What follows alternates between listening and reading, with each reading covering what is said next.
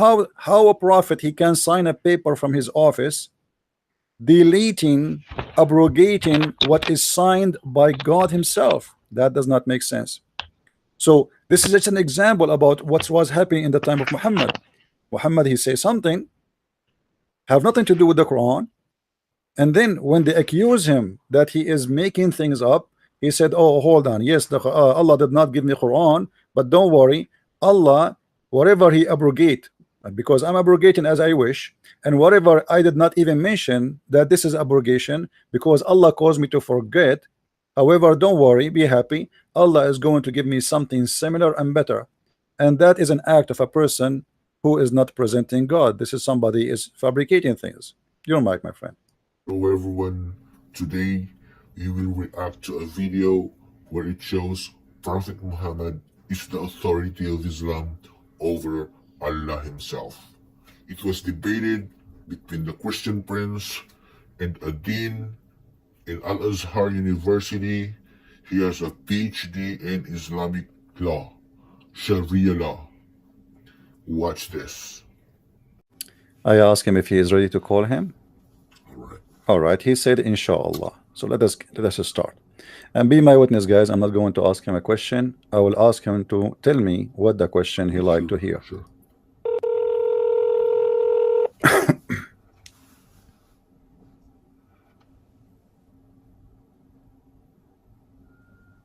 Hello?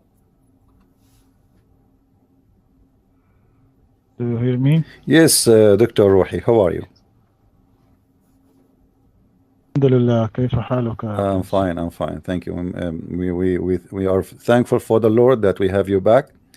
And today we hope that all of us, Christians, Muslims, Buddhas, Hindus, atheists, they will get the benefit of this meeting. I hope you have, I hope you did eat and you are good to go. Yes, Alhamdulillah. All right. You know, my friend Ruhi, some people, they are asking me, because we don't have your full name, they said, who is Sheikh Ruhi? Even one of them, he said, Sheikh Ruhi is not even a Muslim. He is claiming that you are not a Muslim. So what do you say to those Muslims who they are saying that you are not a Muslim? What? I am not a Muslim? One of them, honest to God, he called me. It's recorded there, you know, you can check it out. He called me and he said that you are like, you are hired by me. You know, I paid you money to come and you are acting as a Muslim, but you are not. This is what he said. You believe it? It is a big lie. Yeah. So, you know, what do you want to say to those who, before we start, for those who they are saying you are not a Muslim, as I heard, you know, that you have a PhD, right? For those Muslims who would like to know you better. Yes. Well, go ahead, please. I am a doctor from Azhar.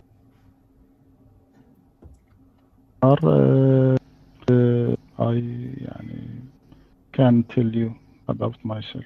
Maybe they want to know your full name, if you don't mind. So Dr. Ruhi is a doctor from Al-Azhar University. You just heard him saying that, confirming that. What is your field, Dr. Ruhi? What you graduate with what from Azhar University? In Sharia. In Sharia. So he is a person who have a PhD in Sharia Allah. That's wonderful. All right. Do you like to say your full name, Dr. Ruhi, or you don't want to mention? It's up to you. No, later, my friend. No problem. Dr. Ruhi, I'm not going to ask you any question. You are our guest. So I'm going to ask you, what do you like me to ask you? Give me the question you like me to ask you, and I will give it to you back. Go, Sheikh. What? I don't understand. What do you like me to ask you? I'm not going to ask you a question of my choice. What is your favorite question you like to be asked? Like something you can really explain very well because you know everything about it. First, thank you a lot for it. Sheikh, let me call you back because the voice is cutting for some reason. Let me give you a call back. Hold on, maybe that will fix. Let me call you back in a second. All right, Sheikh. Yes, I will restart. Okay. Now. All right. Because somehow it's cutting. Do you have many programs running in the background of your computer? Maybe there's many because you are in Egypt. One minute, my. Yeah. 1 minute. my friend. No problem. Take your time. All right. So as you heard, guys, he confirmed that he is a PhD person from Al Azhar University. For those who do not know, the Azhar University is the highest university in the world to teach about Islam. Me myself, I did not get my degree from the Azhar University. I got it from different school. Have nothing to do with this university. However, my experience with people who graduate from Islamic University, you learn nothing. And today we are going to prove it. All right, Sheikh. Hello. Yeah, we hear you. Go ahead. How the voice now? It is Still good. cutting? It is good. Go ahead. It's good. Oh, okay. Go ahead. We are listening. Oh, okay. First, thank you a lot for your polite. May Allah bless you.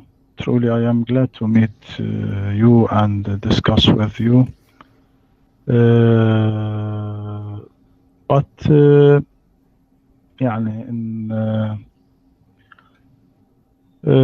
also for those who follow us and don't speak English, I suggest that you ask your question in Arabic, then you ask your question in English, and I'll answer you in Arabic, then I'll answer you in English, because a lot of people ask me to do that.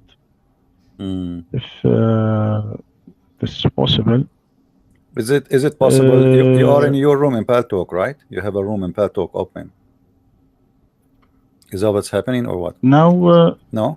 Now it is closed, my room. Oh, okay. Because you know, if we wanna say the thing twice, maybe we can do other debate just in Arabic, me and you know, for the same topic or anything else. Let us focus here in Arabic and English, because everybody listening now is English-speaking people. However, feel free to speak in Arabic if you have to, or to read something, or to quote something. No problem, and we translate. Is that all right?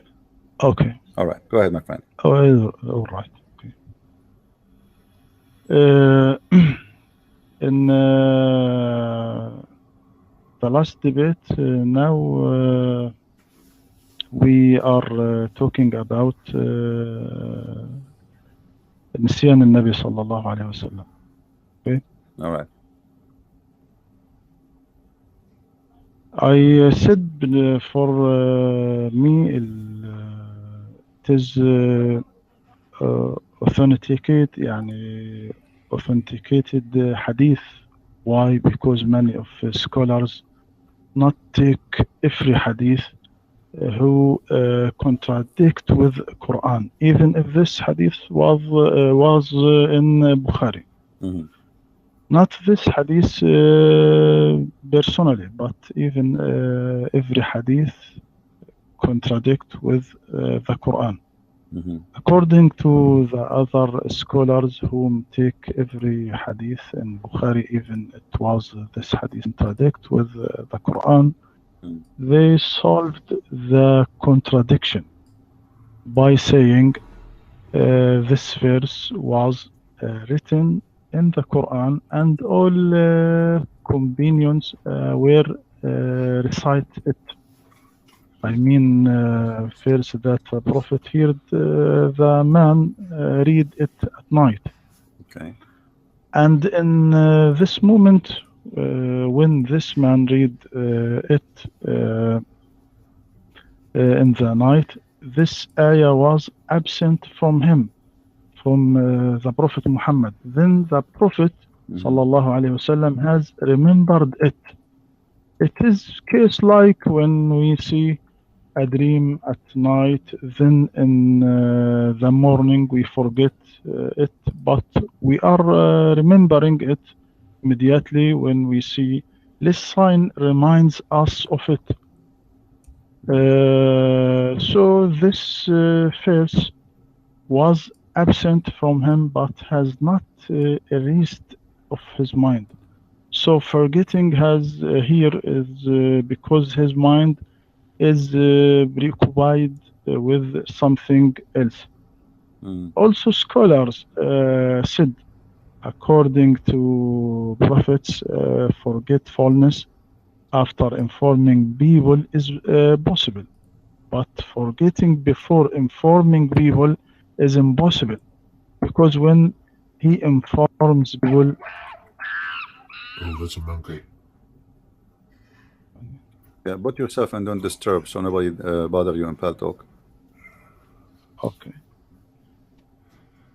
Oh, that's Uh, I said no, but forgetting before informing people is impossible because Mm, when he informs people, they recite it immediately and it will be written also immediately.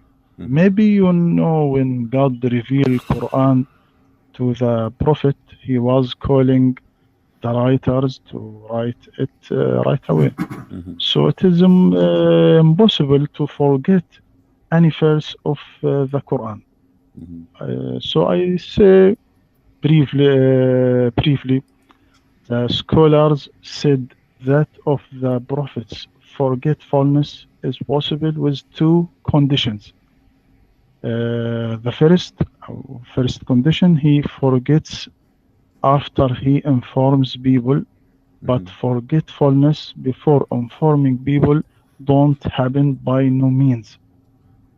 The second condition, prophets forgetfulness doesn't continue, but he must remember it either from himself or from others because God said, indeed, it is we who send down the Quran, and indeed we will be its guardian.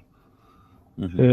The evidence was the man read the ayah or the verse which the prophet was forgetting it.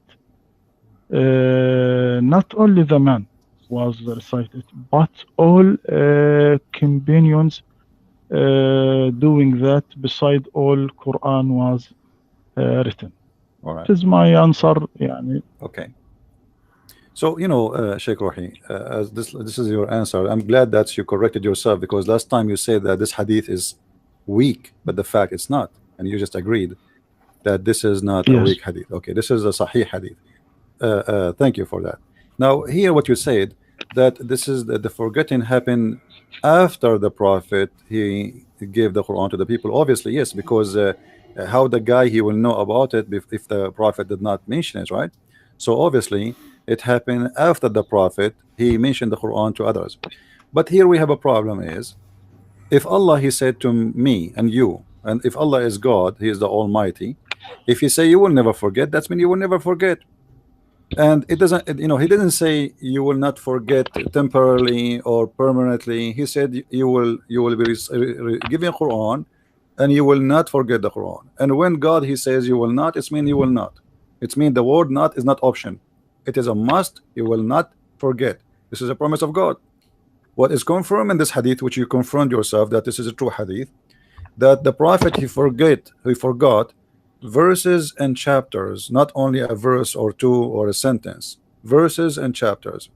And here we need to ask ourselves, if God is almighty and he made a promise, is this God capable of keeping his promise? Number two, why Allah did not remind Muhammad instead of this guy? I mean, this guy is a man. He himself, he might forget something. He might add something. He might, add a word to the verse. So, your prophet now is taking the Quran from this man because totally he forgot it. It is the man who remind him about it, which means he have no idea that he said that before. When I say you remind me, your prophet, he did not say, "Oh, you remind me to do something. I forgot to go to the market," or you remind me to go and visit somebody. And this is not what he said. He forgot verses and words and chapters of God.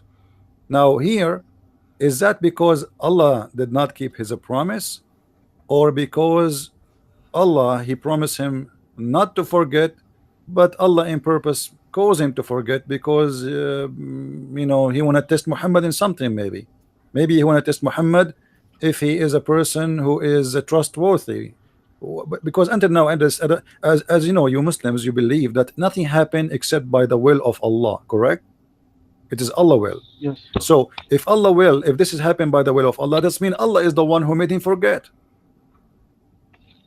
What is the Yes. purpose? What is the purpose of Allah? And Allah did not make him forget to eat. No, He did not make him forget to visit his cousin. No, He made him forget something extremely important in touch of the life of the believers and their future. Because as you know, based on the teaching of the Quran, you Muslims are saved because the Quran will guide you. So when the Prophet he forgot the Quran, why Allah he made the Prophet forget the Quran temporarily? What is the purpose of this forgetting? Because you believe that everything happened by the will of Allah. The mic is yours. Go ahead, my friend. I said, my friend, I said, for to me, it is not authenticated hadith. For you, it's not, but for the scholars, it is it? For the Yes. scholars, it is. Okay. Why? Because يعني, every hadith is contradict with Quran. I don't take it if they in Bukhari, but I answer you according to the scholars that take every hadith in Bukhari. As to me, it is not a true hadith. Yeah, but this does not contradict the Quran, because the Quran says that Allah will cause the Quran to be forgotten. You forgot? You see, the Quran says in different chapter, and I mentioned that to you last time, in chapter 2, verse 106, it says, وَمَا نَنْسَخُ مِنْ آيَةٍ أَوْ نُنْسِهَا نَأْتِي بِخَيْرٍ مِنْهَا أَوْ مِثْلِهَا. So Allah in the Quran, He mentioned already that we will cause the Quran to be forgotten. So where is the contradiction? The contradiction is Quran contradicting Quran, not the Hadith contradicting the Quran, because the Quran confirmed that Allah will cause Quran to be forgotten. And if you remember, I asked you before about this verse. Allah will cause to be forgotten to who? You said the Prophet. No. Yes. So where is the contradiction here? The contradiction is not between the Hadith and the Quran. The contradiction is between the Quran and the Quran. Because I hope you will not say the Quran is weak, because the one verse in the Quran says we will give you Quran and you will not recite, will not forget, and the other verse in the Quran says we will give you Quran and you will make you forget. So which one is valid? Yes. As the verse that said ما ننسخ من آية أو ننسها نأتي بخير منها أو مثلها. We don't abrogate a verse or cause it to be forgotten, except that we bring forth one better than it or similar to it. Do you not know that Allah is over all competent? Another translation: for whatever sign we change or eliminate or cause to recede into oblivion, we bring forth a better sign or one or a better sign, one that is identical. Do you not know that God has power over all things? That's true. I said in this ayah, there are three famous views in abrogation. Abrogation, the recitation with keeping rule. Abrogation, the rule with keeping recitation. Abrogation, the rule with the recitation together.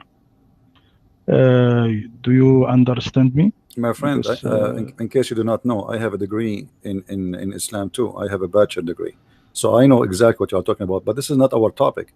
Our topic is not about abrogation, because the verses speak about abrogation and forgetting. So our topic is not abrogation. Leave the abrogation alone. Allah said we will cause you to forget the Quran. وَمَا نَنْسَخُ مِنْ آيَةٍ أَوْ نُنْسِهَا. We cause you to be forgotten. So our topic here about the forgetting part, not about the abrogation. So let us separate them. How Allah He says, I will cause you to forget in one verse. He is the one who is causing the forget, to forget. And the other verse saying, I will give you Quran and you will never forget. That is the contradiction. I'm not talking about the abrogation. Abrogation is a different story. Go ahead. yes, you see that the speech in this ayah is directed to the Prophet, because if the speech was directed to the Prophet, Allah must say, ما ننسخ من آية أو نجعلك تنساها, or cause you to be forget it. But the verse is not said that, but said ما ننسخ من آية أو ننسها. We don't abrogate a verse or cause it to be forgotten.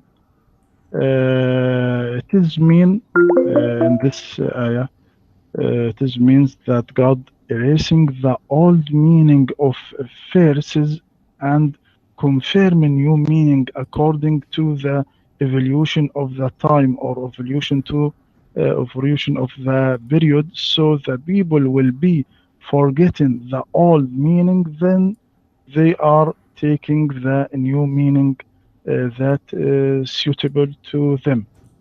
This is meaning was taken from forgetfulness. Forgetfulness. Allah says, أو ننسها, or cause to be forgotten. The second meaning for يعني النسخ هنا, no abrogation, but prorogation. Prorogation. Do you understand me? Do you know the difference between abrogation and the difference between prorogation? There is a reverse meaning between two words. This meaning was taken from the recitation that saying ما ننسخ من آية أو ننسئها. ننسئها هناك ننسئها because meaning of النسء is prorogation. So in Arabic we said may God prorogation moment of your death. This is the meaning of abrogation. You said it is not as the old opinion or the old saying that نسخ التلاوة وبقاء الحكم أو نسخ الحكم وبقاء التلاوة ونسخ الحكم والتلاوة معا. I want to clear this thing. Do you know how this triple division came from? It came from human nature. In every mind of us, there is motivation to this triple division. For example, we said couple in the house or couple outside the house, or one of them is in the house and the other is outside the house. There is no fourth possibility.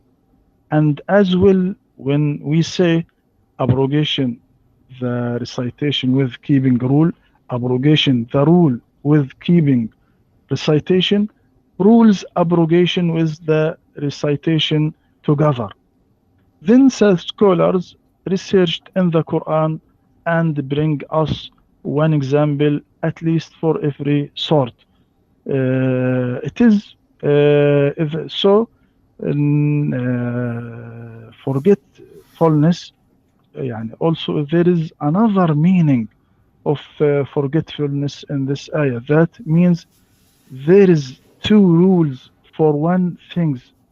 Then Muslim will take the suitable rule according to the place that he lives in it, or according to the time that he lives in it.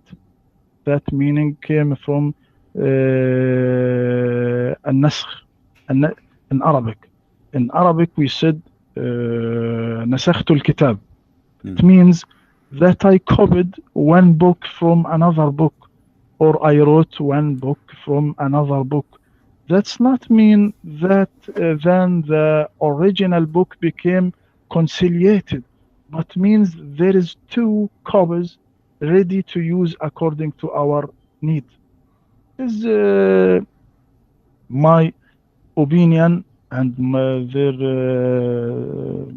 scholars said in this ayah. All right. ننسها. That's wonderful. You see, my friend, Arabic is your first language. Arabic is my first language, and there's a huge difference between nunsi and nasa'a. The word nasa coming from the word forgotten. This is why all your Muslim translation is saying forgotten, not to like pre-post or repost later. This is not about something he would do later. However, if you go to book Al-Qurtubi, here you will find the problem, and your prophet was trying to solve it. I don't know if you have the book of Al-Qurtubi with you. You will see that the Jews, they accused your prophet that he is ordering the Muslims things he never even said.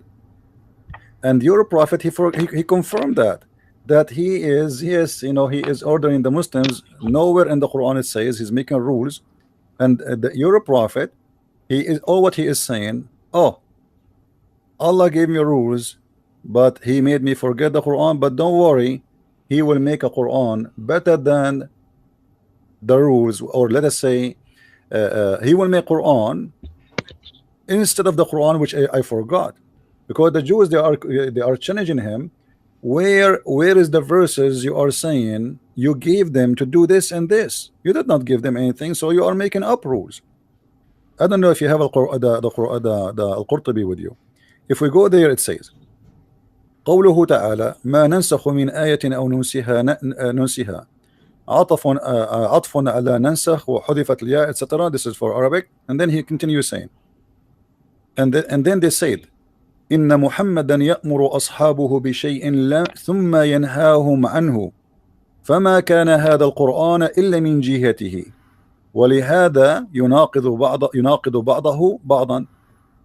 So Muhammad, to solve this problem, because they accuse him, that the Jews, they accuse him, and the Arab, they accuse him, that Muhammad is bringing things he did not even receive from his God. Where is bringing this?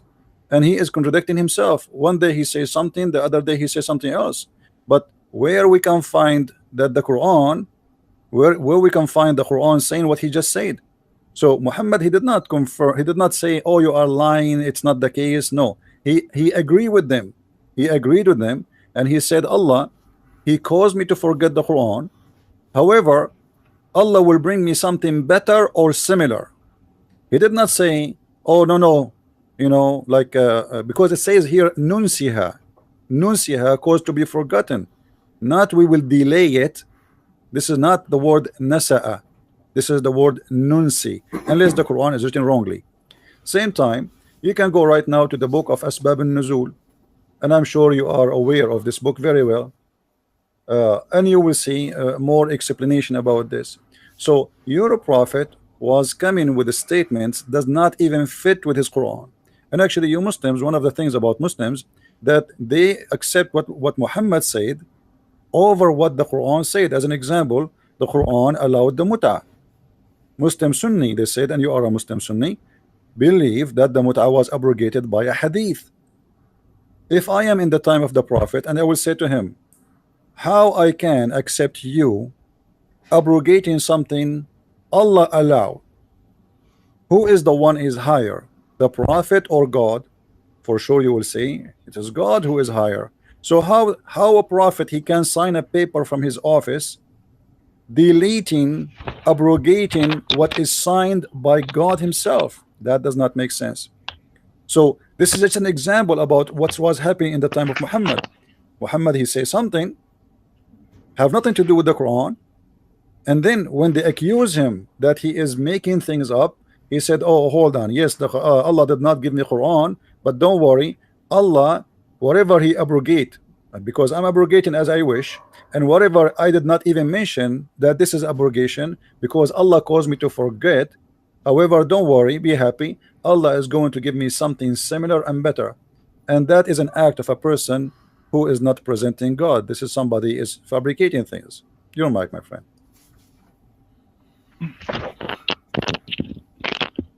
It is not true story, and it is not true in that you said in Qurtubi, wrote in Qurtubi, and Asbab and Nuzul is always came to solve a problem that explainer don't or can solve it. It is not true. But my friend, hold on. I'm giving you time. But what do you mean not true? Are you saying I did not, Al-Qurtubi did not say that, or you are not agreeing with him? No, Al-Qurtubi says that. Okay, okay. Because I thought you are accusing me of lying or something. I don't know. Okay, go ahead. No. All right. Qurtubi, yes, you are true. You are right. يعني read what this in Qurtubi, but it is not true because أسباب النزول is always came to solve يعني problem that the مفسرين don't solve it. Okay. now to see ما ننسخ من آية أو ننسها. What so look what Allah said after this verse. Said, or do you want to ask your messenger as Musa was asked before? أم تريدون أن تسألوا رسولكم كما سئل موسى من قبل. Hmm. After this ayah. Why? Because the wisdom of this kind of abrogation for facilitation to the Muslim in order not to fall him into the embarrassment as happened to Jews before. So ننسها this ayah. What meaning of ننسها? Make people forget this ayah. Why? Because يعني we can now I take you example. I take you example to clear this problem. Now look at this verse. The hour has come near and the moon has split. What this means? It means when the moon is split by the human. How is the moon is split by the human? The moon is split by the human when the human reaching the moon by spaceship. It is like as the knife when it's split one watermelon into two parts and we see what in it. But you will be notice that the old meaning of this ayah is correct according to the ancient time when the Prophet Muhammad said this ayah. So both meaning are true in this time because the Quran keeps pace with the times or goes with every time. Quran like universe, his discovers don't stop until the day of resurrection. We can likening the Quran by river. You are see the river full of flowing water, but it not the same flowing water which was flowing out a few days ago, because he is not sitting down. The water not stay, but always change.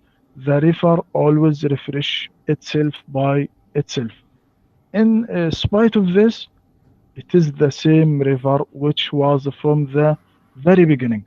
So it is impossible for the interpreter to explain the Quran and then close the doors of interpretation.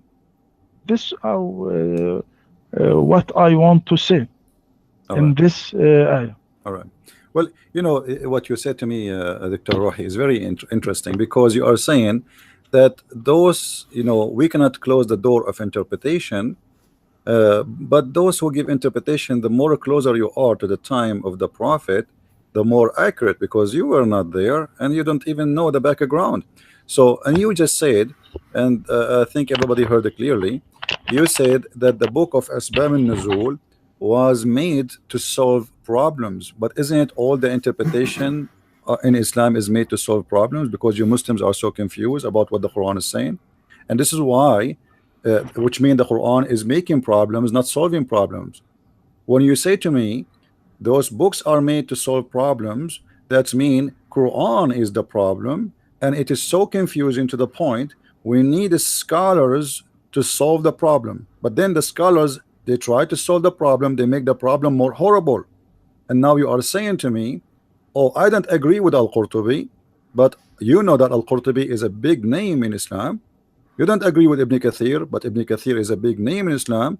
You don't agree with that At-Tabari, you don't agree with etc. So what we do now in this generation, anything will look embarrassing, will look really bad, and the Prophet will look bad by those books. So what we will say, either we say it is weak, or we say, oh, you know, they are wrong, or we say, oh, we cannot close the door of interpretation, so now you have to recreate a new interpretation for something you yourself you are not sure of.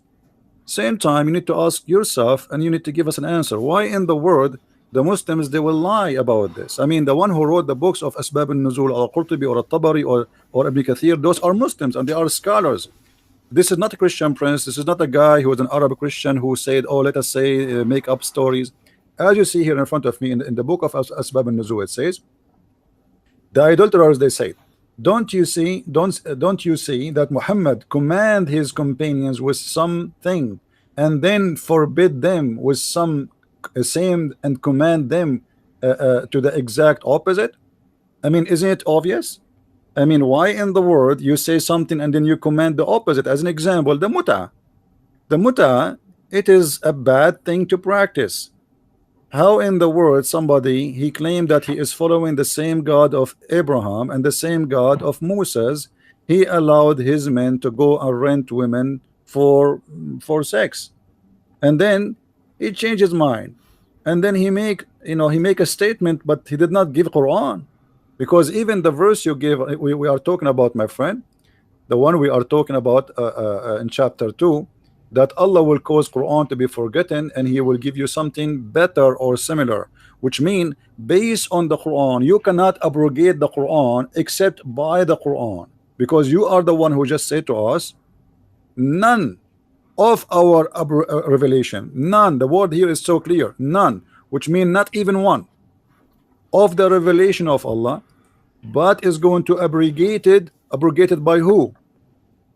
By us, Allah. Do we abrogate or cause to be forgotten? But we substitute, not Muhammad.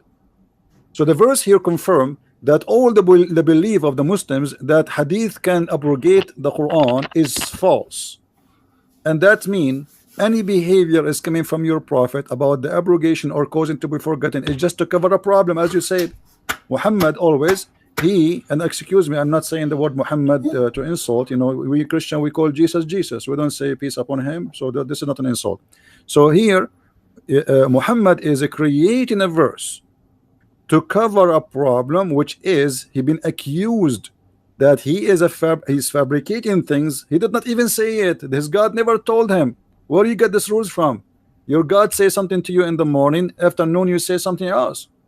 And you see, your prophet did not say this not true. He confirmed it. He said, yes, this is true. I say something in the morning and then I change my mind after. Why? Because Allah, none of what Allah revelation is abrogated or caused to be forgotten. So he add the word forgotten to cover other problem. Here he is covering two things. Number one, why he keep changing his mind. Number two, why he is forgetting what he said. Because he can just say none of our revelation is abrogated, but we give something better. But here you will notice that your prophet saying none of our revelation it is abrogated or caused to be forgotten. And this is not about delaying verses, because you know that your God he speak Arabic very well. Nunsiha have nothing to do with delaying verse. This is not an nasi'. And nasi' is something different about the delay. So this is about something he confirmed that he forgot. And this is why Muhammad he come with something new. He said, okay, Allah he gave me the Quran in 7 letters. And we will talk about that, you know, if you like. But the books which I am quoting for you, those are not Christian books, those are your scholars. And your scholar confirming, even though you don't agree with them, that your prophet he changed his mind. And this is what they accuse him about, and this is why he made this verse. And here I want to ask you, Sheikh Rohi, before I give you the mic back, how Allah will make something better? I mean, God is God. You know, I don't know if you heard of my books. You know, I have many books in Amazon. Imagine I'm saying, my book, I'm going to take a book. I'm going to write better book than this. This is possible for a human being because he improved maybe his English, he improved his knowledge, he learned more. But we are talking about God. So how God is going to cause you to forget something and then he will do something better or similar? So what the point? Better That's mean Allah will He will make Quran better than the Quran. Similar, that's mean there's no point because you just said it's the same. So why you are deleting and why you are for causing us to forget something, you will make the same of it. Simply because Muhammad, he cannot repeat the same statement twice. So he's saying to them, Allah, yes, I forgot the Quran, but Allah will give me something better and similar. It's like in Arabic, you know, it says, okay, I lost. Okay, you know what? I lost. Yeah, yeah, I lost. But you know what? I promise you that tomorrow we will have a better house. Like my house is burned, my house is destroyed. But I promise you, tomorrow our house will be better, and the worst scenario is going to be similar. So, what kind of Quran this Quran is saying? You supposedly it's not your prophet saying that, it is God, but obviously it is your prophet making up this verse saying Allah will give me something similar or better, because that is against the nature of God. God don't make something better than what God made already. God, he is perfect. And when you say that God will make something better than what God he made, that's mean this God is having an improvement in his life. He have an improvement of a quality. How Allah can make a better Quran than the Quran? Go ahead, my friend. Thank you dear. أسباب النزول not all أسباب النزول is true. Mistake of some interpreter make some يعني what now ننسيها أو when you say that God change his mind, no, it is what is suitable to the time or suitable to the place. So not our time is suitable to the ancient time. So it means that God erasing the old meaning of verse and confirming new meaning according to the evolution to the time or evolution to the period. So the people will be forgetting the old meaning, then they taking the new meaning that is suitable to them in their time. Now, when you said muta and that God allow muta, then he forbid that. No, it is a big mistake. You are thinking that Islam is prescribed muta, while much was known before Islam. Before Islam, there was 15 sort of marriage. Example, البدل، زواج المضاهاة، زواج الشغار إلى آخره. It is يعني when Islam came, people left all those sort but remain one sort is mut'ah.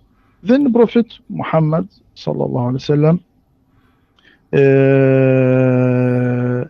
forbids mut'ah, mut'ah's marriage. يعني look at يعني المتعة, everything. When your first you said to me your first language is Arabic. If you return to the dictionary and read التمتع أو المتعة, what meaning of متعة? Everything you pick up for your rest, like as food, home, furniture. It is in the dictionary. So the meaning of التمتع is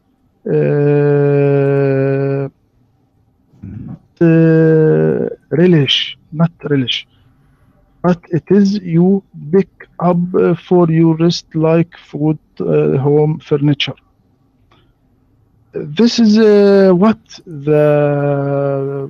some people don't understand what the متعة.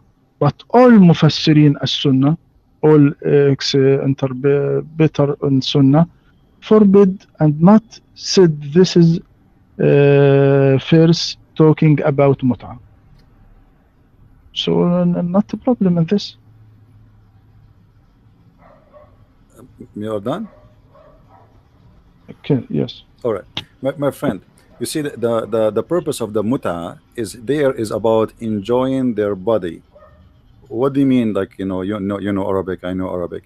Yes, I enjoy going to the beach. I enjoy eating food. I enjoy hearing music. But this is not what the verse is about. So this is a different story. We are talking about enjoying it.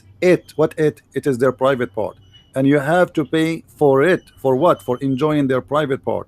And this is not a marriage, my friend, because marriage have to be about making a family. This is the purpose of it, is not making a family. And you know the story very well. You are a person who have a PhD from Azhar University. That two guys, they approach your prophet and they said to him, well, we are here and we are like, we need women. So the prophet, he says, go, and he point his fingers at a bunch of women and he said, go and enjoy them. He did not go and say go and marry them. He said go and enjoy them. And then the two guys, they went there and they asked those girls to sleep with them in return of offering them clothing and money. So this is an exchange of service, have nothing to do with marriage. And you know that the muta is a preset date. One of the conditions, the major condition of the muta is which is a sexual pleasure, that you have to say how much you will pay.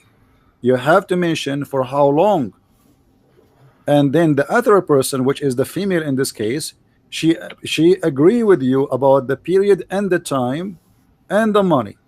And when both of you reach that agreement, she is lawful for you. So if a man and a woman, they agree to sleep together for one night stand, let us say from 10 to 10, 24 hours. When the 10 in 10 the hour became 10 in the second day, this marriage, or what you call it marriage, is not exist no more. There's no need for divorce.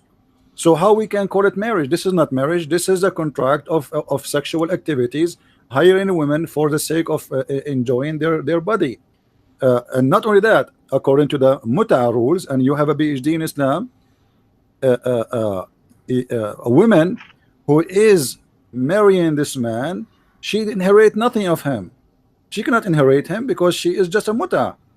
Actually, there is many books they say that this is istijar, this is rent. It's renting women.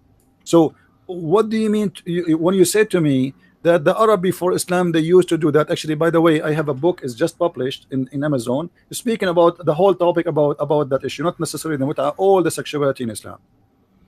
What do you mean when you say that the Arab used to do muta and Allah allow it at that time? I mean, okay, was Musa allowing muta? Was Jesus allowing muta? Who is the word when they allow muta, and how Allah agree with the kuffar? Because this is not right, and you know that, and I am sure you will not allow any of your family to practice it. And as long it was okay for Allah at that time, what happened? I mean, why at that time it was okay, later it became not okay? I know you will tell me, oh, the prophet, he came in step by step, but this doesn't make sense, because at the end of the day, adultery is no, is not step by step. Killing is no. Lying is no.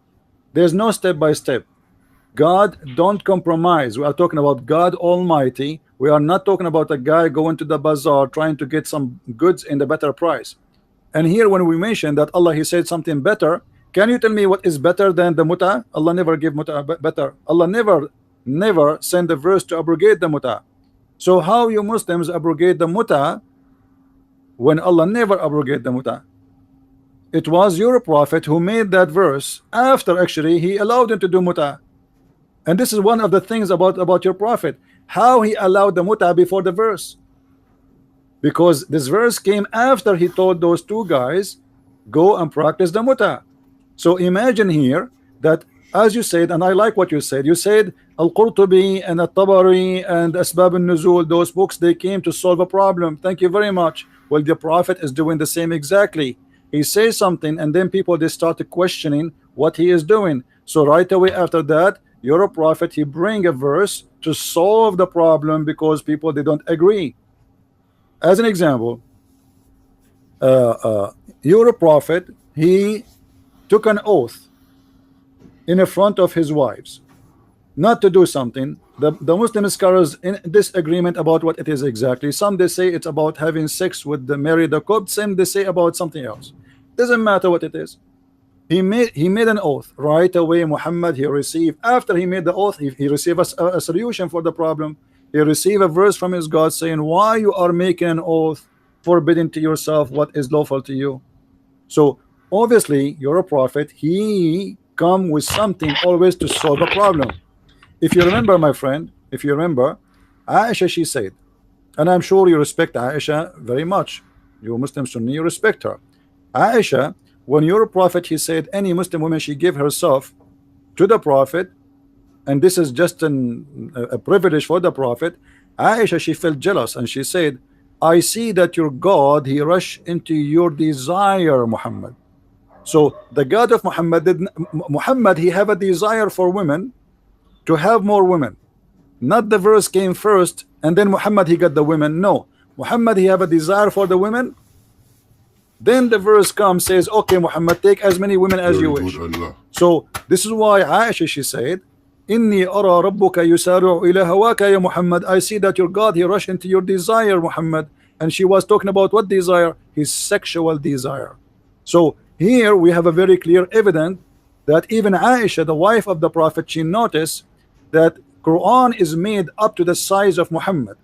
The word of God is not because it is right to do this or not. It's because Muhammad he have a desire. So when Muhammad have a desire to do muta, people do muta. Muhammad he found that people are talking about him. They say, what kind of a prophet he allowed women to rent themselves for money? Then he changed his mind. And let me ask you, my friend, what is muta? Isn't it illegal prostitution? Go ahead. Go, Sheikh. Thank you. You said that Sharia al-Islam, law of Islam, came, rule of Islam came step by step. It is true, step by step. Then he said in Muslim about mut'ah, O people, I had permitted you to contract temporary marriage with women, but Allah has forbidden it now until the day of resurrection. So he who has any woman with his tape of marriage contract, he should let her off and don't take back anything you have given to them as a door. This what the Prophet said about mut'ah. Then mut'ah don't allow, as the Prophet said, as the day of resurrection. Now الأجرة أو meaning of الأجرة in يعني فآتوهن أجورهن is recompense, not fair or rent or wage. No. You thought that الأجرة it is mean fair or rent or wage. No, it is wrong. God said in the Quran, فَبَشِّرْهُ بِمَغْفِرَةٍ وَأَجْرٍ كَرِيمٍ. Arabic people saying أَجَرَكَ اللَّهِ يعني أثابك. Not it is fair, not it is rent, not it is wage. So when Omar ibn al-Khattab said, when he was Khalifat al-Muslimin, said, "Oh people, truly Prophet Muhammad allow mut'ah, then forbid it for us." This is about mut'ah. This was in the ancient time before Islam. And when Islam came, he forbid this, as he forbid wine and other thing. He is take people step by step, because people wasn't know a lot about God. Then he forbid it, as I read to you, all people, I had permitted to you to contract temporary marriage with women, but Allah has forbidden it now until the day of resurrection. So who has any woman with this type of marriage contract, he should let her off and don't take back anything you have given to them. This is about mut'a in the Islam. My cures. All right. You see, Sheikh, the problem is, I don't know, when you say to me, I speak Arabic and you speak Arabic, but look like we are speaking about different Arabic. You give me an example saying that Allah, He says that Allah will give reward, ujur. But this is a reward in the heaven, that to go in heaven. We are talking about here getting the woman money. You see, if the word ujur in the Quran, when it speak about women, is not about paying them money, then you can give me example about Allah will give you reward and Allah will reward you for the good deeds you do. But this is not the case. We are talking about payment, money, jewelries. We are not talking about a reward of God in heaven. So this is totally different story. I look like he dropped. Okay, we will call him back. He's offline. We will wait for him to come back.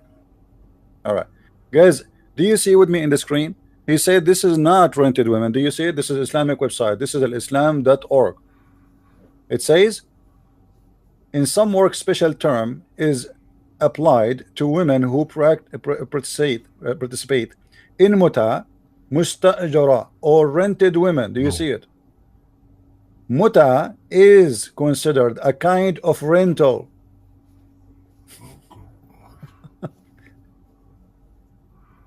I will wait for him to come back, so I will call him. You see, there's a difference between somebody study Islam and somebody he think what he studies. I got a degree in Islam. I don't claim to be a PhD holder, but who care about the PhD? My knowledge about Islam is a lot more higher than those who have a PhD. PhD is not about education, it's about a degree. And in Islamic university, you have to agree with the professor to get your PhD, which means there's no real research and there's no real study, because real research will lead us to leave Islam, and they will never get you the PhD, because you, in order to get the PhD, you have to tell them what they said to you, what the teacher said to you. It's kind of hypocrisy. There is no degree. I have to repeat what the teacher said to me. Dr. Rohi is back. I will call him back.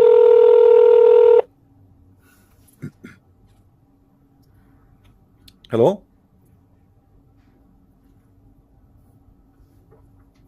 Hello?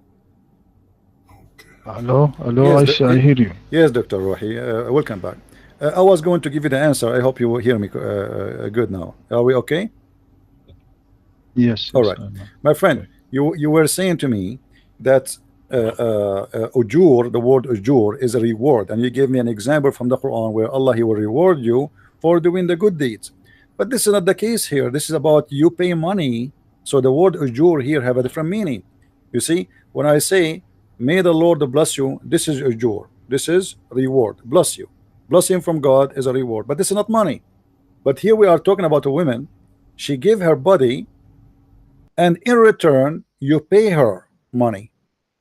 The muta, which you call it marriage, is not an act of relationship, not for the purpose of money and sex. It's made for two purposes: sex and money, nothing else. No family, no children's, no divorce even, which means you don't even divorce the women. When the time is up, she go home, because simply it's not a marriage. But you Muslims, you call it marriage to cover up that this is nothing but a rental contract. And this is the Islam or .org, Islamic Sunni website. They are saying, and I read for you, I quote for you what they are saying, not me. It says, in some work special term is applied to women who participate in the muta, mustajara, or rented women. Muta is considered as a kind of rental because in general a man basic aim is the kind of marriage is sexual enjoyment of the women, and in return of this enjoyment the women receive certain amount of money or property. So this is nothing but a, sex exchange, money for sex. Same time you said that your prophet said that Allah he allow mut'a, and I and Allah forbid mut'a.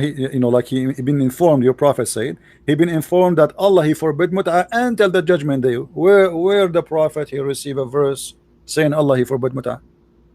We have the verse chapter 4 verse 24. Allah saying do mut'a. Where the verse in the Quran it says don't do mut'a? You cannot find it. So how Muhammad he claimed that he received an order from Allah to demolish the mut'a practice when he never did. And this is exactly what we were talking about in the book of Asbab al-Nuzul. The people, they were saying to Muhammad, this man he fabricate the verses just to solve a problem, and here we go, he created a problem for himself. He said that you can do mut'a. People, they start talking, saying what kind of a prophet he allowed such a thing? This is nothing but prostitution. It is exactly prostitution. So in order to solve this problem, Muhammad he come with a new rule saying, okay, you know what, I forbid you to do mut'a from now until judgment day. But it's not Allah who said that. And the verse we spoke about before, chapter 2 in the Quran, verse 106, it says clearly that the one who will abrogate the Quran is Allah, not Muhammad. Which means nothing will be abrogated except by Quran. Quran should abrogate the Quran. But you Muslim Sunni, you believe that no, Hadith can abrogate Quran. How in the world Hadith can abrogate the word of God? How a prophet can demolish the word of God, which is preserved supposedly?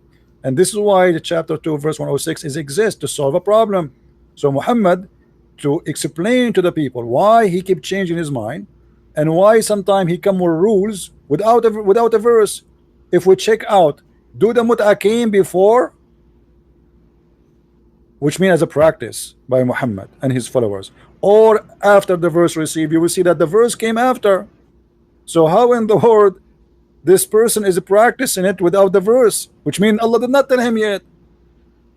You see, if I am practicing something, I am claiming that God told me that, then I have to provide the verses. Hey guys, I received this law. This law says we can do mut'a. We can go right now and rent some women for sex. But always Muhammad, he come with something, and then people they start talking about it. So he support what he say by making Quran, and then everybody have to shut up because it's Allah. Allah said what I can do. If Allah said so, Allah said so. That's it. So what you said to me have nothing to do with the problem. The problem is how Muhammad apply persecution to be part of his religion. How Muhammad claimed that his God said to him, you can rent women in return of money, sex for money. How then Muhammad he can demolish what he just said, claiming it's coming from his God without receiving a verse from his God? Can you find me a verse in the Quran that says don't do mut'a no more? Sheikh Ruhi, the mic is yours.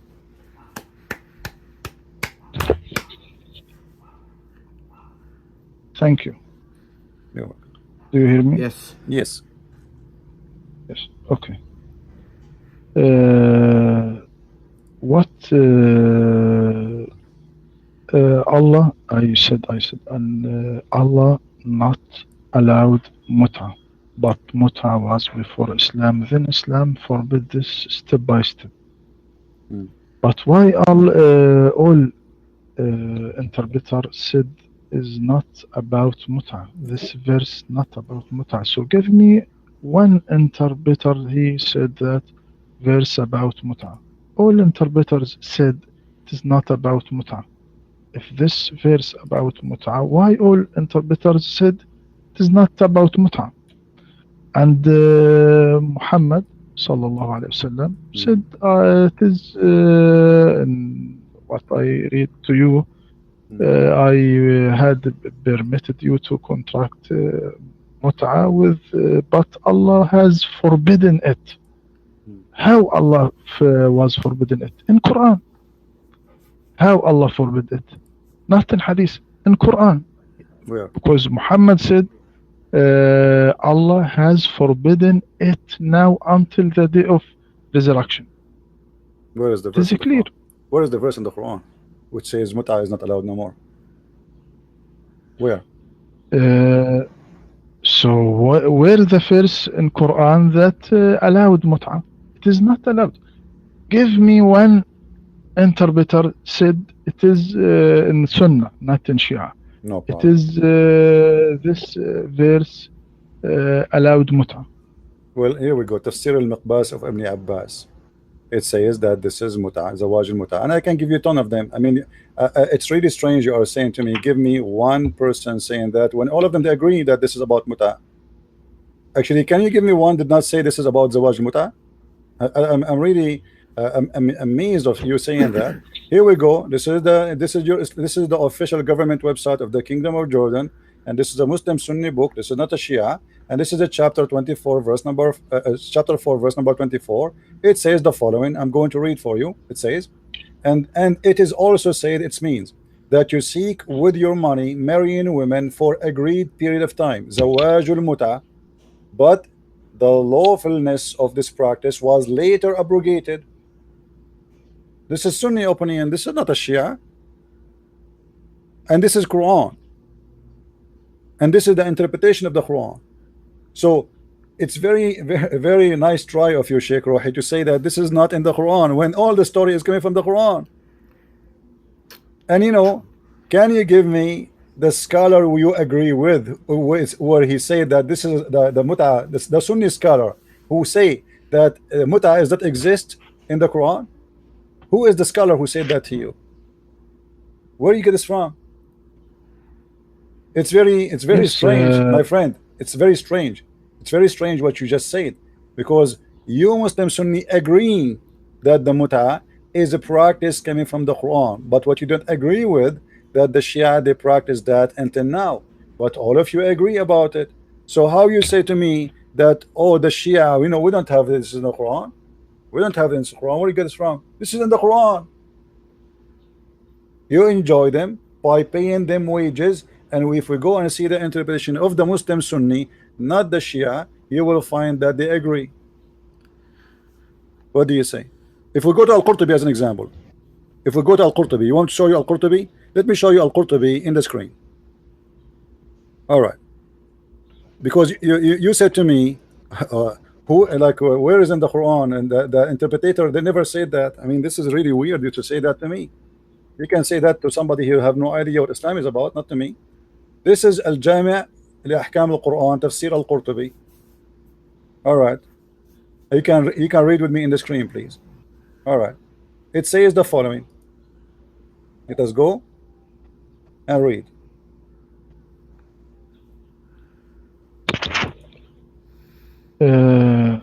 You can return to book Al-Alusi said it is not about mut'a.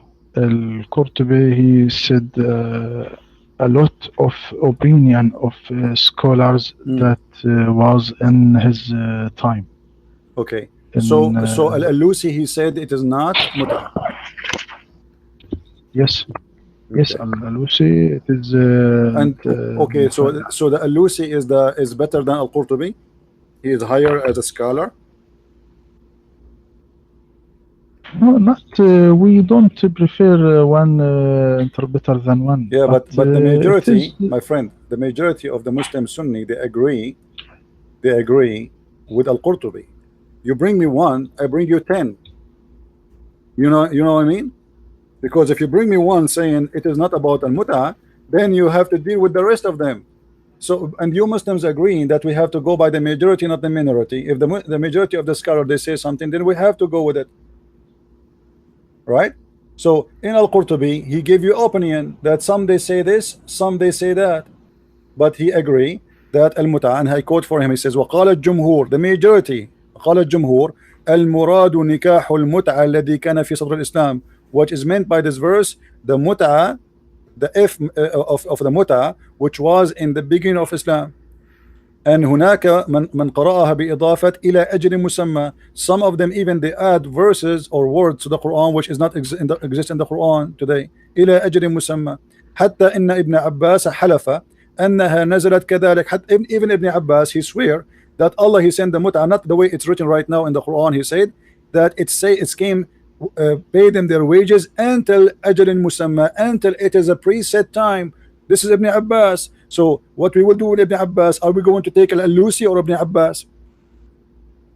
And the statement of Ibn Abbas is very accurate. When Ibn Abbas he said ila ajrin musamma, that's mean until a fixed period of time. That is absolutely the muta. So you bring me a scholar, I can bring you 1,000. And let me tell you why what's happening, Sheikh Ruhi. Today, because this is a very, very bad reputation for Islam. So what we do as Muslim, we say, oh, we don't have muta, this is Shia, you know. But you just said, everybody heard you. Your prophet said that Allah allow muta, and Allah today forbid muta. So it must be Allah who allowed the muta. Where we can find Allah allowed the muta? Shouldn't you find me first where Allah he allowed the muta, and then you can find me where Allah? So, guys, sometimes I try to understand the logic.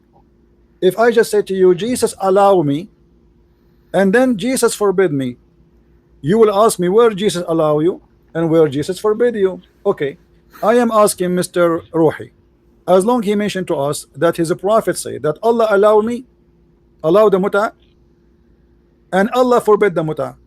Can you show me where Allah he allowed the muta and where Allah forbid the muta, and the Quran, all of it is in front of you? I'm listening. Go ahead.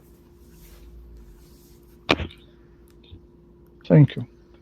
My friend, if the majority of Muslims take Al-Qurtubi in this verse, why they forbid Mut'ah? I don't agree with Al-Qurtubi in this verse. I don't agree. I agree with Qurtubi tell a lot of opinion about interpretation. But one of the interpretation Al-Alusi Sunni, he is forbid mut'a and said that's not about mut'a. So all Muslims, majority now of Muslims, well, not majority, all Muslims Sunni don't take mut'a, don't practice mut'a. Only Shia practice mut'a. يعني it is not a problem. This verse not talk about mut'a. I see that. If the Qurtubi, as you said this is one few of scholars said it is about mut'a, I don't agree with Qurtubi in that, because other interpretation is forbid and said it is not about mut'a. This is what can I say in this verse? All right, my friend. You see, you gave me an answer saying, well, if the majority of the scholars agree that this is verse about muta, how come the scholars agree not to forbid the muta? My friend, you just answer yourself, because they agree to forbid the muta just because your prophet says so. I mean, they can they not to agree? If your prophet says so, they have to agree. They are not disagreement if it's forbidden or not. They are in agreement, all of them, all the Sunni, they are in agreement. So they are in agreement because your prophet says so. As simple as that. It's not because it's right or wrong. The prophet he forbid, we forbid. The prophet he allow, we allow. As simple as that. But this has nothing to do with the proof. The proof is that the majority of the scholars of Islam, they say that this is the muta. And why the scholars, the majority, they say the scholar, they say this is the muta, because this is how it is. If we go right now and we take the interpretation of the Muslim scholars one by one, you see, I have in front of me long list of scholars. We can take one by one, and you will see that all of them, they come with one conclusion, that this is a verse about the muta. And as long I ask you a question, I'm waiting for you to answer it until now. You said Allah allowed the muta. Your prophet said Allah allowed the muta. And your prophet said, and now Allah forbid the muta. Can you show me how Allah allowed the muta? Where is the verse? And where Allah forbid the muta, I want to see the verse. Because if Allah is the one who told Muhammad to allow the muta, it's mean he gave him a verse. If Allah is the one who, he forbid them to do muta anymore after he allowed it in the beginning, then you have to give me a verse. So can you provide me where is the reference where Muhammad he received that Allah allow him to do muta, and where is the reference where Allah now he forbid Muslims to do muta anymore? Can you? I'm listening.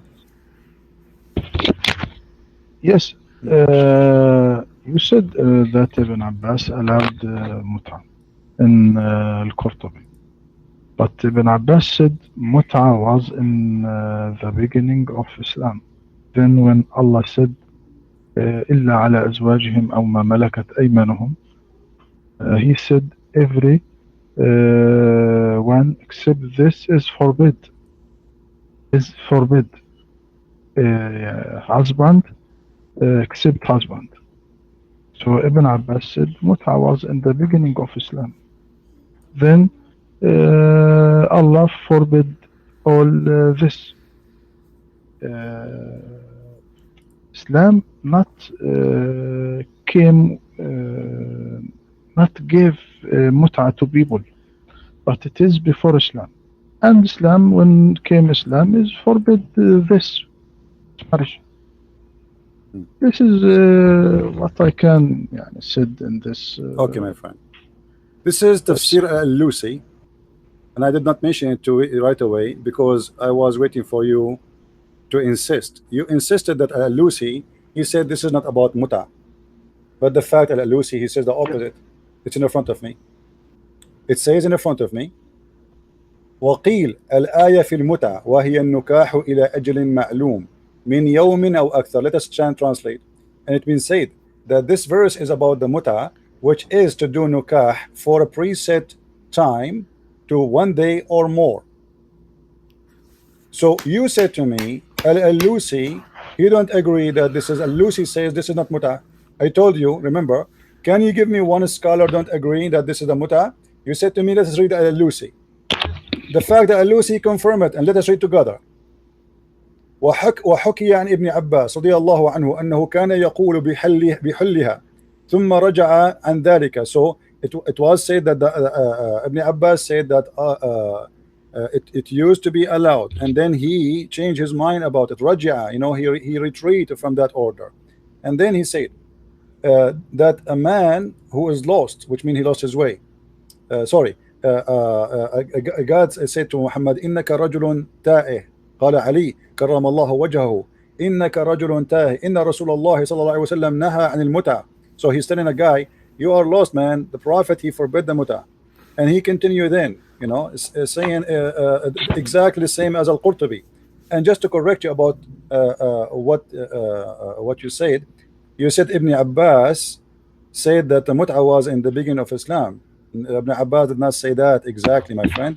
Ibn Abbas said that it was in the beginning of Islam, and he added that there is 3 words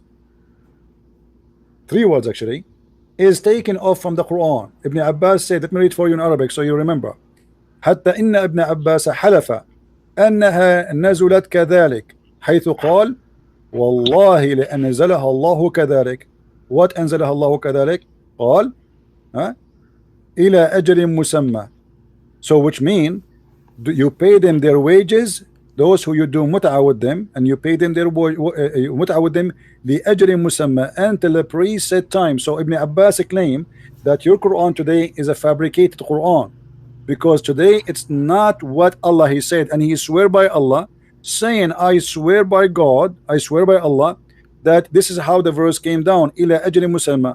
And now Al-Lusi disagree with you, and you are the one who asked me to read from Al-Lusi, but Al-Lusi agree totally with me. Let's read Al-Lusi saying, Al-Lusi said وما رواه الترمذي والبيهقي والطبراني عنه أنه قال إنما كانت المتعة في أول الإسلام كان الرجل يقدم البلدة ليس بها معرفة etc. So he go and sleep with the women etc. And he confirmed that this is the verse about the muta. Then he continue, he says he's saying that the muta became so popular after Muhammad, he allowed it, became so popular. It says and what it says about Allah Messenger, he allowed the muta, and Abu Bakr and Umar, they forbid from doing it. That is returned because of the abrogation. It was not in the abrogation language. And Umar, he forbid people from practicing that, or let us say to announce it, until the mut'ah became so popular. ممن لم يبلغه النهي عنها, for those who did not hear that mut'ah should be forbidden right now. So Muslims, they still practice mut'ah even after Muhammad died.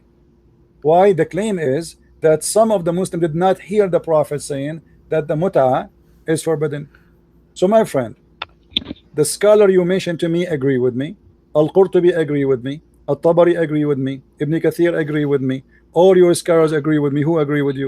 Nobody. Same time, you said mut'ah was before Islam, but you said Allah, Muhammad, he said Allah allow mut'ah.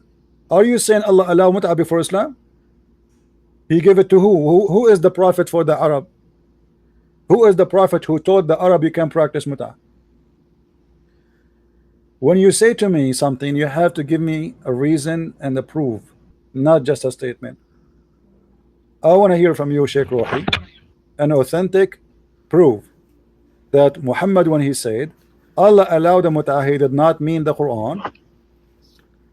And when he say Allah forbid the mut'ah, he mean the Quran. Where is that we can be found? Oh my.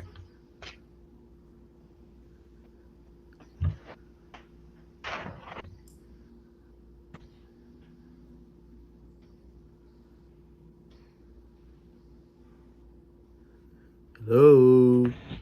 Hello? Yes, I'm here. We are waiting for the answer, Do please. you hear? Okay. In تفسير الألوسي, what he said, حكي عن ابن عباس رضي الله عنهما أنه كان يقول بحل المتعة.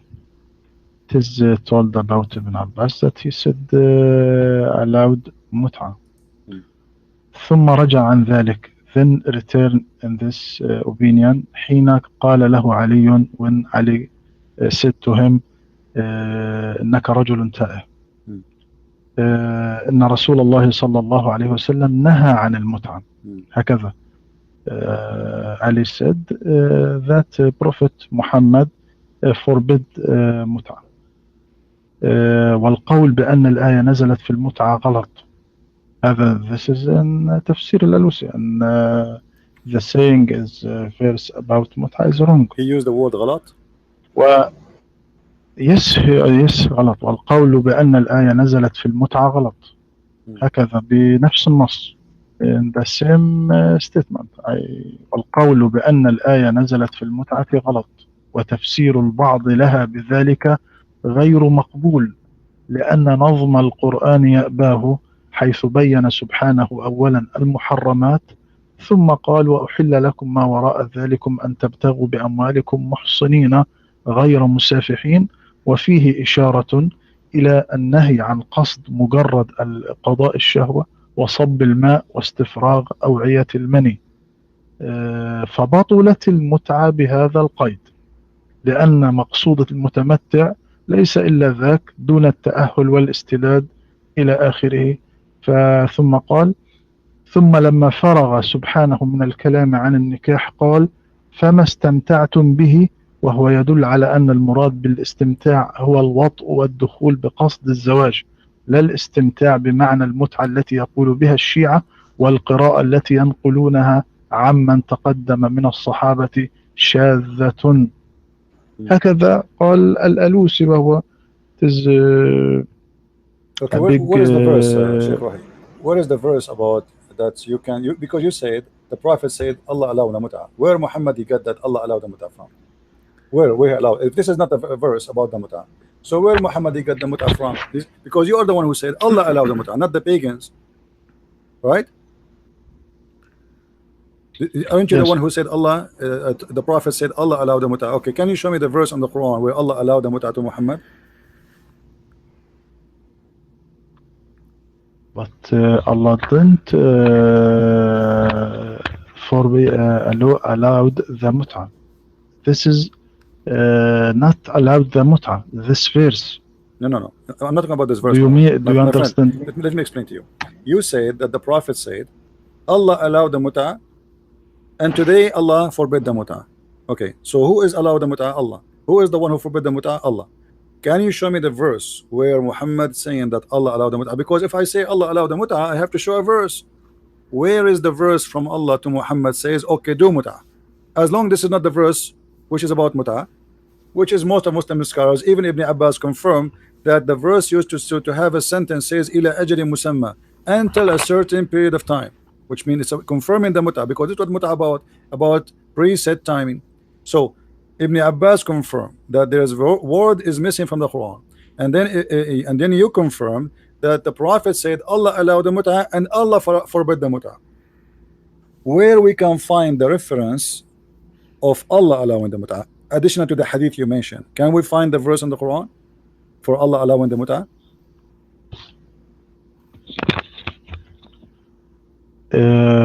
It is saying from Ibn Abbas. I see it is wrong saying. Why? Because Hadith Prophet Muhammad sallallahu alaihi wasallam not said that, but said Allah has forbidden it, not allowed. Allah has forbidden it now until the day of resurrection, but not say Allah allowed. If Ibn Abbas said that, it is wrong about Ibn Abbas. I see this. So did your Prophet allow the mut'ah? Let's make it simple. Did the Prophet allow the mut'ah, yes or no? Yes, Okay. in right. the beginning of Islam. Correct. Yes. Okay, so then let us go step by step. You just say that Allah did not allow the mut'ah. How the Prophet allowed the mut'ah? If Allah did not allow the mut'ah, you said Allah forbid the mut'ah, and your Prophet he allowed the mut'ah, and you are saying that the allowedness of mut'ah was not according to the Quran. How in the world your Prophet he allow such a thing? Go ahead. He not allowed, but he give permit for the one of companions when this ask him to allow the mut'ah in the one of the war. I permit you to contract temporary marriage with women. This is what the Prophet said to companion. All right. Then said Allah has forbidden it.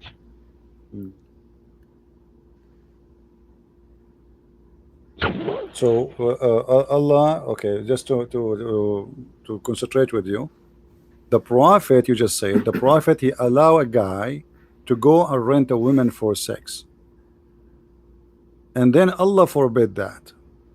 All right. If this was a practice before the Prophet, do Muhammad need to allow it? Because people obviously they used to practice it. The fact we cannot find anything in the pre-era of Islam, people doing mut'ah, they do different kind of relationship. There is prostitution, yes, there is, there's exchange of wives, yes, there's many ways, but that's not mut'ah. This is prostitution simply. There's nothing called mut'ah. If you go and check all the names of before Islam, you will not find one of them is called mut'ah. Mut'ah is a statement created by Muhammad and his followers. And now, as long you are the one who said, and everybody heard you, that the Prophet he gave a permission to someone to do mut'ah. And what is mut'ah? Is to pay a woman for sex. Muhammad he gave the permission according to what? Because as you said, he permitted, which means he can say no. If a man is coming to me and saying to me, can I go and do and that? It's mean people they are obedience. All what I need to say to him, no, don't do that. The story I mentioned to you, and I can show you the reference, where two guys they told the Prophet that we are here alone and we need women. So when the Prophet he said, go enjoy those women and give them exchange. The two men right away they went to the women and they asked him to sleep with them in return of giving them some clothes and money.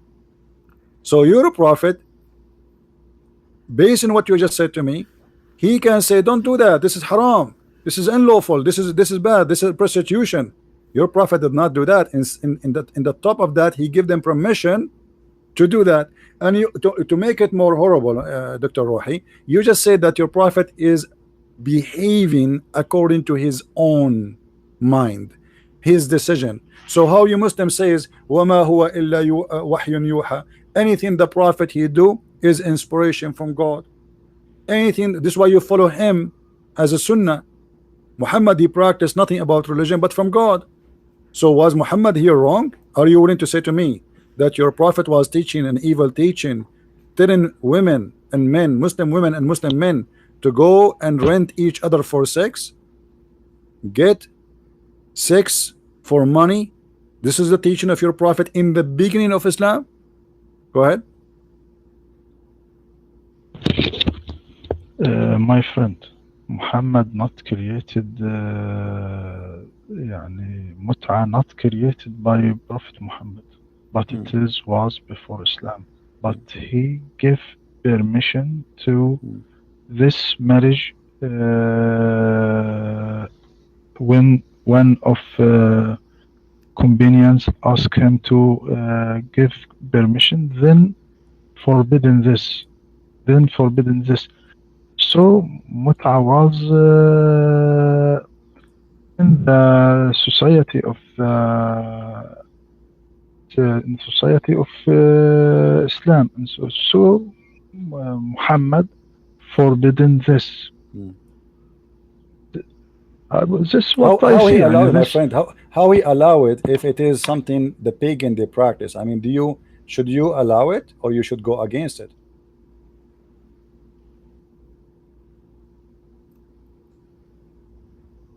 I mean, how you allow something is bad? This is, do you agree, Sheikh Rohi, with me that this is bad to practice? Do you agree with me that this is not a moral thing? Or you have no problem with it? That a woman, she go and she rent herself for a man so he can sleep with her. Do you agree with that? no. You don't agree? It is bad? No, look, my friend. It يعني now in this يعني debate, I said my opinion, and you said your opinion. No then problem. we must give the. Okay, no problem. I will finish this. I will finish this. A hadith. I will finish this as long as you want to. You said your opinion. What? That Ibn Abbas said, قال إنما كانت Sorry, I don't المتعة. understand. Do you hear me? Do you hear me? Yes. Okay. ابن عباس said قال إنما كانت المتعة في أول الإسلام كان الرجل يقدم البلدة ليس لها بها معرفة فيتزوج المرأة بقدر ما يرى أو ما يرى إنه يقيم فتحفظ له متاعه وتصلح له شيئه حتى إذا نزلت الآية. Alright, so Ibn Abbas confirmed that this is a verse about the mut'ah. The man, he come to a town and he just hire a woman to take care of him. This is what the mut'ah is about, to take care of him, to have sex with him, etc. Now we you know, you said what you said and I said what I said, and people, they will make a judgment about that. Sheikh Rohi, I'm going to give you the mic back, and I want to tell you, if there is something you would like me to ask you about Islam and I did not ask you, if there is something you'd like me to ask you about Islam and maybe I missed something you like, something you are proud about as a Muslim. Come on, Sheikh. You like the Christians, because most of the people they are listening right now, we have about 400 people listening.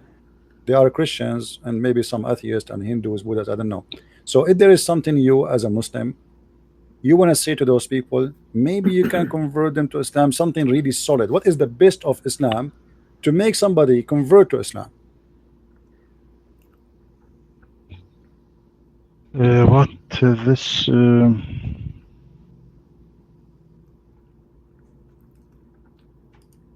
We don't hear you, Sheikh Rohi. Are you there? thing not about mut'ah. No, we are done with the mut'ah. You said they don't want to talk about the mut'ah. No problem. Let us go continue. So what is something, give us something you as a Muslim proud about, and maybe that thing will make the mind of people to convert to Islam. I have more than 400 people listening to you. How you can convince them that Islam is from God? What is the proof? Here we go. We spoke about your prophet. We spoke about things, you know, obviously there are tons of contradiction, and until now you convince nobody that Islam is coming from God, because Muhammad is saying something in the morning, he changed his mind after noon. He gave a verse in the Quran contradicting other verse in the Quran. Allah, He want to forget the cause the Quran to be forgotten, and He will make something better than the Quran. God does not make better words from His word, because all the words of God is equal. So until now, you prove to us nothing that Islam is from God. Now I want to give you a chance. We don't want to waste this opportunity to give you a chance. How you can convince us with the best of the most powerful proof you have that Islam is from the true God, which His name is Allah, according to Muslims. Go ahead. My friend, one of the greatest attributes of the Islam, of the Quran, than others books that he focus on Lord of the worlds, Lord of the universe, or Lord of the all beings. This idea not be clear before the Quran. People's perception about God before the Quran was limited because the past religion was belonged to prophets folk. So we found that Pharaoh, as example, was astonished and said to Moses in Quran, "What's the Lord of the worlds?" And in Torah we are reading, "Pleased be to the Lord God of the Israel, not God of the world." And he said, "Pleased be to the Lord God of Israel," which speak to David. But the Quran changed this conception completely. So the Quran was opened by his saying in chapter 1, "Praise be to Allah, Lord of the worlds." Then this idea confused the disbelievers. So they said in Quran, "Has he made the gods only one God?" Truly, this is a wonderful thing. And Moses also always said, "God of Israel said so and so." Also, Jesus said, "I am not sent by unto the lost sheep of the house of Israel." But contrary to this, we find Quran for the first time of mankind's history. Present theory says that God is Lord of all people and folks, and the Prophet Muhammad said that he was sent to all humanity, contrary to Moses, who was sent to people of Israel. Contrary to Jesus, he was sent to his folk only. So we find Jesus when one woman came to him and she was not from people of Israel. She said to him, "Sir, give me from the truth that you came with it to people of Israel." He replied her, it is not good that I take children's bread and throw it to the dogs.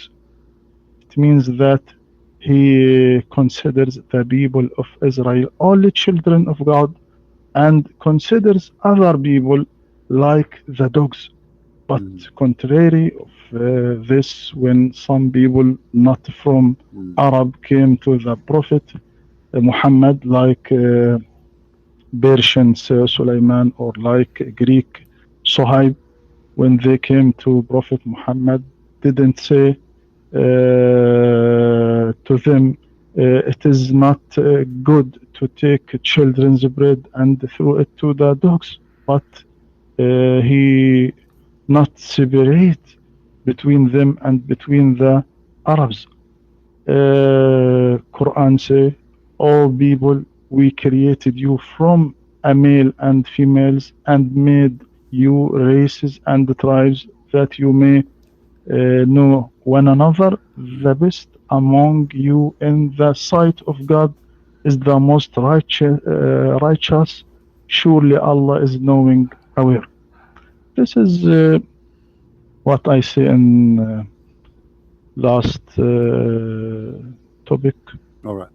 Well, my friend, Uh, you see, when we Christians, when we speak about Islam, I don't go and mention to you interpretation of the Quran according to me. If you notice everything I say Al-Tabari said, Al-Qurtubi said, Ibn Abbas said. I don't say I say. What you did now, you just said what you say, that Jesus said to the women, you are a dog. This is not what Jesus said. Jesus, he blessed her and he did a miracle for her. He did bless her. He accepted her as a believer.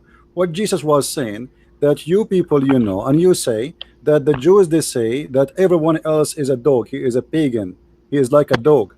And it's very funny that you are mentioning that Islam does not say what the Jews they claim, which Jesus does not agree with them, when the Quran says that all non-Muslims are animals. They are the same as animal, kal an'am. Actually, there's a chapter about it, huh? Speaking about it, and you are saying how this happened when you are in your book saying anyone is not a Muslim is nothing but an animal. And not only that, your God, he taught people that anyone is not a Muslim is not only an animal, he is a najis, he is filthy, he is dirty.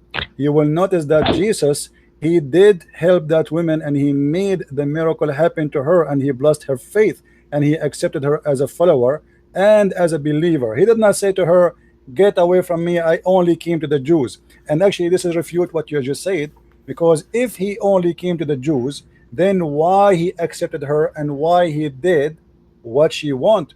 The Messiah, he was asking her, don't you know that the Jews say that this is what it's happened? So she said, Lord, look how humble she is. Well, even the dogs, they take a piece of a bread from their masters. You are my master. And here you need to explain to me why the woman is coming to Jesus asking him when she is from the Aramaic who don't believe in the same God. So what Jesus said to her, because of your faith, I will do what you want, and he did the miracle for her. In the same time, when the Quran claims that anyone is not a Muslim is an animal, and anyone who is not an Arab, he is not equal to the Arab. And I will give you a reference, as long as you are the one who mentioned that. You know, isn't it your prophet? He said that Allah created from the shoulder of Adam, the right shoulder of Adam, the white, and he said, "Go to heaven, wala ubali, go to paradise, and I don't care." And is your prophet who said that Allah he hit Adam in his left shoulder, and he created the black people, and he said, "Go to hell, and I don't care." Isn't it your prophet in the Quran? He says, "In the day where Allah will make faces black and faces white." And if we go to Ibn Kathir, we will find that that verse is speaking about Allah will blacken all the faces of those who they are not Muslims, and he will turn them black, and Allah will make all the believers white. If you go to chapter 27 verse number 82, you will find the verse saying the following, and you can open Ibn Kathir with me. It says that Allah will send a beast, his name is a Jassasa, and a Jassasa is going to carry the staff of Moses and the ring of Solomon, and is going to hit the person in his face with the ring of Solomon, and he will turn to be white, and is going to hit the person in his face with the staff of Moses, and he will turn to be, sorry, with the ring of Solomon he will be black, and the staff of Musa will turn white, until he became all of him black. The spot will spread, and then the believers, they sit with the disbeliever and they say, oh believer, oh disbeliever. So my friend, this is a teaching in Islam of discrimination. Everybody in Islam who is not a believer, Allah will make him black. Jesus said, go and teach and preach the whole world, baptize them in the name of the Father and the Holy Spirit. So Jesus did not come to the children of Israel only. This is absolutely not true. And the proof is the following. If we go in the Quran, you see, I'm going to show you from the Quran. If we go in the Quran, we will find that the Quran using the word which is Injil. How Jesus book is called Injil if he is coming to teach the Hebrew from your Quran? There's one of two solutions. Either your prophet is copying the name from the Greek, which is one of the original books of Jesus, which means written in original copy in the Greek language. And the funny, your God did not choose any Hebrew word for the book. He chose the Greek one, which means Allah agree that the word which, or the book of Jesus, which is sent, it was in a Greek language. However, and this is we can find in chapter 3, verse number 33. But if we go in the Quran confirmed that we never send any messenger. وَمَا أَرْسَلْنَا مِن رَسُولٍ إِلَّا بِلِسَانِ قَوْمِهِ. Chapter 14, verse number 4. We never send a messenger except in the tongue of his own people. So how the book is sent in a Greek language, and this is why the name is Injil, but yet the Quran says we never send a messenger except in the tongue of his people. And how you say to me that Muhammad was sent to all mankind, and the Quran says we never send a messenger unless he speak the tongue of his own people. Do the Kurdish speak Arabic? Do the Pakistani speak Arabic? Do the Indians speak Arabic? Do the British speak Arabic? It says it clearly. We never sent. And this is a statement said in the time of Muhammad, not before, not after. It was mentioned and said to Muhammad, we never send a messenger except in the tongue of his people. What is the purpose? In the language of his own people, in order to make things clear to them so they might understand. So the Quran confirmed that there is no way Allah will send a messenger to a people who don't speak the language, because if he do so, they will not understand. So how you say to me Muhammad is a messenger for all mankind, when the Quran confirmed contradiction, that Muhammad cannot be a messenger for all mankind because the people will not understand him. You see, this is why I say Islam is a collection of contradiction. They try to explain our book to us. When we show them what the verses in the Quran saying and the interpretation of the verse saying, they deny it and they say, oh, I don't agree with the scholar. Now let me ask you, Mr. Ruhi, the verse in front of us, we never sent a messenger except, is Muhammad included in this verse or he is not included? This is the verse speaking about Muhammad as an included person, that Allah will never send any message except to a messenger. He speak the language of the people and he is from the people, and then we send him the message. Your mic. My friend, it is not true. Let this next debate. Okay, now I must go.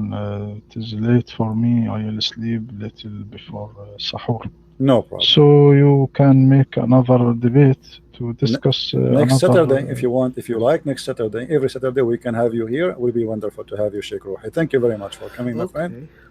And Thank you. I hope people will have the benefit of this. And by the way, you see, me and Sheikh Ruhi, we might like speak and we are talking against each other, but there's no, you know, I leave him with peace, and I pray that may the Lord open his eyes and make him see the truth and only the truth.